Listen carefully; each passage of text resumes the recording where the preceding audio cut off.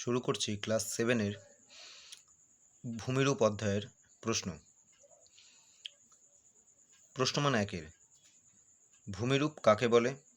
পৃথিবীর সমস্ত ভূমিরূপ সৃষ্টির জন্য কোন কোন শক্তির ভূমিকা রয়েছে? হিমালয় কী ধরনের পর্বত? সমগ্র পৃথিবীর কত ভাগ পর্বতময়? পর্বতশৃঙ্গ বা চূড়া কাকে বলে? পর্বত কাকে বলে? পৃথিবীর সবথেকে উঁচু পর্বতশৃঙ্গের নাম কি? পর্বত উপত্যকা কাকে বলে? পর্বতশ্রেণী কাকে বলে? পর্বত গ্রন্থি কাকে বলে? সমভূমি কাকে বলে?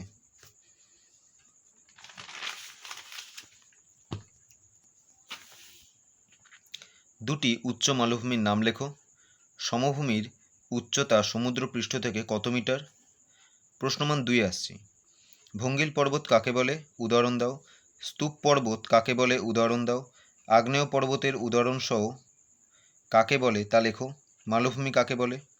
সমভূমিকে টেবিল ল্যান্ড বলার কারণ লেখো। পশ্চিমবঙ্গের কয়েকটি জেলার নাম লেখো যেগুলি মালভূমি অঞ্চলের অন্তর্গত। পর্বতবেষ্টিত মালভূমি কাকে বলে? উদাহরণ দাও। মহাদেশীয় মালভূমি কোথায় কোথায় দেখতে পাওয়া যায়? লাভা গঠিত মালভূমি কাকে বলে? ব্যবচ্ছিন্ন মালভূমি কাকে বলে? উদাহরণ দাও। কোন মালভূমিকে কেন পৃথিবীর ছাদ বলা হয়? পলিগঠিত সমভূমি কাকে বলে?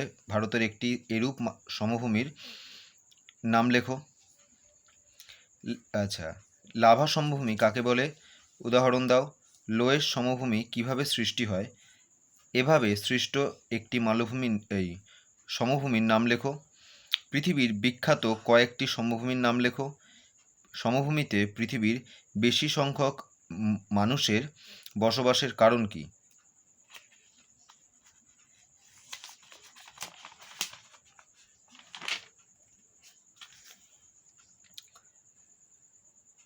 প্রশ্নমান 5, মালভূমি অঞ্চলের কয়েকটি বৈশিষ্ট্য লেখো। সমভূমি অঞ্চলের কয়েকটি বৈশিষ্ট্য লেখো। পর্বতের গুরুত্ব লেখো। মালভূমি অঞ্চল কিভাবে মানুষের উপকার করে? সমভূমি অঞ্চল কিভাবে মানুষের উপকার করে?